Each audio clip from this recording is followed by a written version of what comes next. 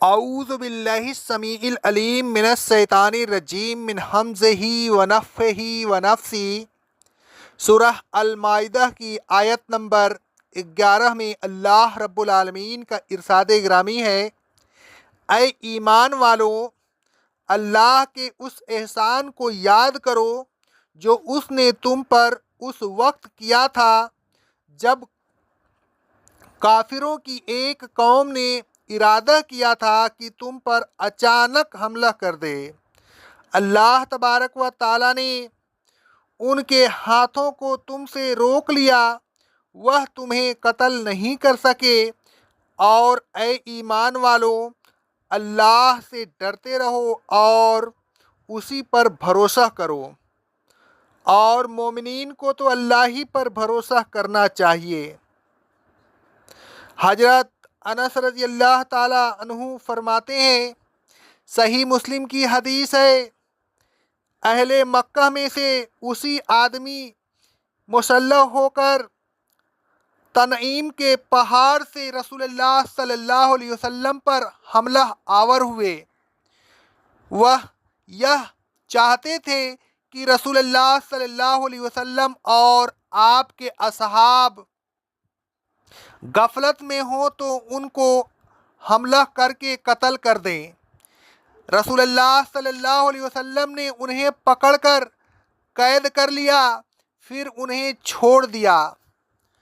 اس سلسلہ میں اللہ تبارک و تعالیٰ نے یہ آیت نازل فرمائی، اور وہی ہے جس نے مکہ میں کافروں کے ہاتھ تم سے روک دیے، اور بعد اس کے کہ تم ان پر قابو پا چکے تھے، تمہارے ہاتھ ان سے پھیر دیے۔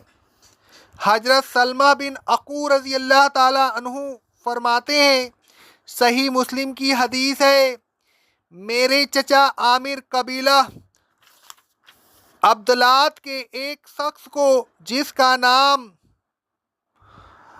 مکرز تھا، دوسرے مشرکین کے جن کی تعداد مکرز کے 70 تھی، گھسیٹ کر رسول اللہ صلی اللہ علیہ وسلم کے پاس لے آئے۔ عامر اس وقت ایسے گھوڑے پر سوار تھے جس پر جھول پڑی ہوئی تھی۔ رسول اللہ صلی اللہ علیہ وسلم نے ان کی طرف دیکھا، پھر فرمایا، انہیں چھوڑ دو۔ صلح حدیبیہ کے عہد نامے کی خلاف ورزی کے گناہ کی ابتدا بھی ان سے ہوئی، اور اس کی تکرار بھی انہی سے ہوئی۔ اسی سلسلے میں اللہ تبارک و تعالیٰ نے یہ آیت نازل فرمائی، وہی ہے جس نے مکہ میں کافروں کے ہاتھ تم سے روک لیے، اور اس حالت میں کہ تم کافروں پر قابو پا چکے تھے، تمہارے ہاتھ ان سے پھیر دیے، اور اللہ دیکھ رہا تھا جو تم کر رہے تھے۔ الغرض صلح حدیبیہ کے بعد اہل مکہ نے مسلمین پر 2 مرتبہ حملہ کیا۔ پہلا حملہ 80 آدمیوں نے کیا، دوسرا حملہ 70 آدمیوں نے کیا۔ پہلے حملہ کرنے والوں کو رسول اللہ صلی اللہ علیہ وسلم نے گرفتار کر لیا، پھر چھوڑ دیا۔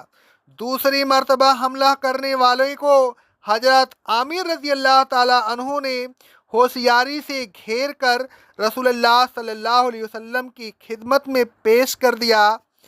رسول اللہ صلی اللہ علیہ وسلم نے ان کو معاف کر دیا اور چھوڑ دیا۔ الغرض کافروں کو جرأت نہیں ہوئی کہ وہ تلوار چلاتے، وہ ایسے مرعوب ہوئے کہ ایک فرد واحد کا مقابلہ نہ کر سکے، اور بڑی آسانی سے سب گرفتار کر لیے گئے۔ کافروں کو دست درازی سے روکنا، ان کو مرعوب کر دینا، یہ سب کون کر رہا تھا؟ یہ سب کچھ خالق کائنات کی تدبیر تھی، جس کے سامنے کافر اپنی تدبیروں کو بروئے کار نہ لا سکے اور رسول اللہ صلی اللہ علیہ وسلم کے ساتھی نقصان سے بچ گئے۔ اگرچہ کافروں نے 2 مرتبہ بد عہدی اور معاہدہ کی خلاف ورزی کی، تاہم رسول اللہ صلی اللہ علیہ وسلم نے معاہدہ کا احترام کیا اور باوجود قابو پانے کے ان کو معاف کر دیا۔ رسول اللہ صلی اللہ علیہ وسلم کا باوجود و قابو پانے کے معاف کر دینا، یہ سب اسی قادر مطلق کے تدبیر تھی۔ اللہ تبارک و تعالیٰ نے کافروں کے ہاتھ روک لیے تھے تو مسلمین کے ہاتھ بھی روک دیے۔ اگر رسول اللہ صلی اللہ علیہ وسلم ان سب کو قتل کر دیتے تو کفار مکہ مستعل ہو جاتے اور کھلم کھلا معاہدہ کو توڑ کر جنگ شروع کر دیتے۔ نتیجہ یہ ہوتا کہ مکہ معظمہ میں جو مسلمین بے بسی کی زندگی گزار رہے تھے وہ لا علمی میں مسلمین ہی کے ہاتھوں قتل ہو جاتے اور یہ بڑا عظیم نقصان ہوتا۔ اللہ تبارک و تعالیٰ نے جنگ روک کر مسلمین پر بڑا احسان کیا۔ اللہ تبارک و تعالیٰ فرماتا ہے الفتح کی آیت نمبر 25 میں، اگر مومن مرد اور مومن عورتیں جن کو تم نہیں جانتے تھے اور جن کو تم لا علمی میں پامال کر دیتے تو ان کی طرف سے تم کو نادانستہ نقصان پہنچ جاتا، مکہ میں نہ ہوتے تو جنگ کرا کے اللہ تبارک و تعالیٰ بھی تم کو غلبہ دے دیتا، لیکن اسے تاخیر منظور تھی تاکہ وہ جن کو چاہے اسلام کی توفیق دے کر اپنی رحمت میں داخل کر لے، اور اگر مکہ کے مسلم کہیں علیحدہ ہو گئے ہوتے تو پھر ان مکہ والوں میں سے جو کافر تھے ہم ان کو دردناک عذاب دیتے۔ جس احسان اور انعام کا ذکر اللہ تبارک و تعالیٰ نے سورہ فتح میں فرمایا ہے، اس احسان و انعام کی طرف اللہ تبارک و تعالیٰ نے آیت زیر تفسیر میں اشارہ فرمایا ہے۔ اوپر آیت نمبر 7 میں اللہ تبارک و تعالیٰ نے تکمیل دین کی تعلیم نعمت کو یاد دلایا تھا، اور اس آیت میں جنگ روک کر مسلمین کو جانی نقصان سے بچانے کے انعام و اکرام کو یاد دلایا ہے۔ انعام الہی کو یاد دلانے کا مقصد یہ ہے کہ مسلمین پوری طرح اللہ تبارک و تعالیٰ پر توکل رکھیں اور صبر و استقامت کے ساتھ دشمن کے مقابلہ پر ڈٹے رہیں۔ اللہ تبارک و تعالیٰ فرماتا ہے یا ایھا الذین آمنوا اذکروا نعمت اللہ علیکم اذ ہم قوم ان یبسطوا الیکم ایدیہم فکف ایدیہم عنکم۔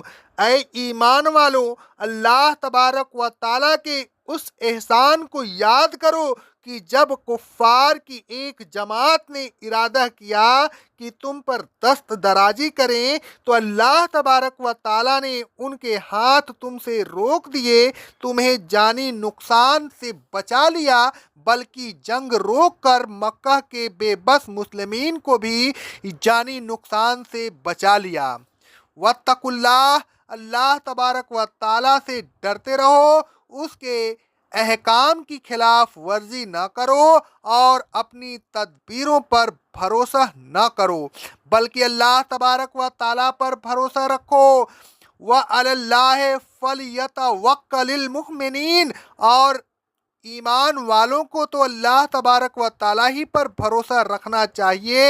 کافروں کی تدبیر کیا تھی، اور اے ایمان والوں تمہاری تدبیر بھی جوابی کارروائی کی صورت میں اسی قسم کی ہو سکتی تھی، لیکن اللہ تبارک و تعالیٰ کچھ اور تدبیر کر رہا تھا اور اسی کی تدبیر غالب ہوئی اور تمہیں کسی किस्म का कोई नुकसान नहीं पहुंचा, बल्कि सुलह हुदैबिया जिसको अल्लाह तबारक व ताला ने अपनी तदबीर से टूटने से बचा लिया, बरकरार रही और उसके बरकत से तुम्हें पूरा पूरा फ़ायदा पहुंचा। ऐ ईमान वालों, यह नेमत तुम्हें इसलिए याद दिलाई जा रही है कि तुम्हें उस बात पर यकीन कामिल हो जाए कि अल्लाह तबारक व ताला ऐसी हालत में तुम्हें मदद पहुंचाता है और इस तरह मदद पहुंचाता है कि तुम्हें उसका वहम व गुमान भी नहीं होता। अलगर्ज ऐ ईमान वालों, अल्लाह तबारक व ताला पर पूरी तरह तवक्कल रखो ताकि आइंदा अल्लाह तबारक व ताला तुम्हारी इसी तरह मदद करता रहे। ऐ ईमान वालों, अल्लाह तबारक व ताला की नेमतों और उसके एहसानों को याद करते रहा कीजिए ताकि आपका ईमान ताज़ा होता रहे और आप यह समझ लें कि आपकी अपनी तदबीरों की कोई हकीकत नहीं, असल तदबीर तो अल्लाह तबारक व ताला ही की तदबीर है। उसी की तदबीर से आपको फतह व फलाह और बहबूद पहुँचती है। इसी पर तवक्कल रखिए, वही कारसाज है, वही आपके तमाम काम बना देगा और ऐसे खुफिया तरीके से बनाएगा कि आपको उसका इल्म व नतीजा सामने आने के बाद ही हो सकेगा। अक़ौलु क़ौली हाज़ा अस्तग़फ़िरुल्लाह अस्तग़फ़िरुल्लाह अस्तग़फ़िरुल्लाह।